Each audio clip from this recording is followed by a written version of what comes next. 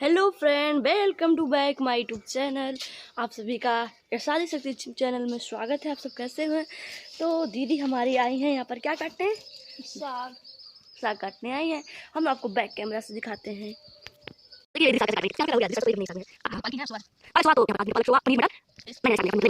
झूठ मत बोलो दीदी।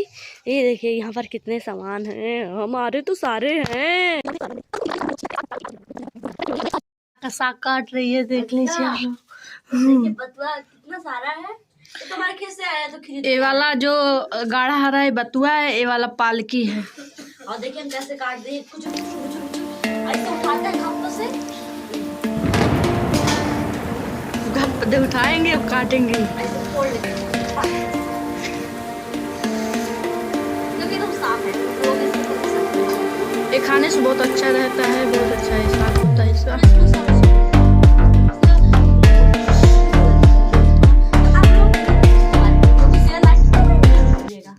खाना बना रहे हैं अभी साग।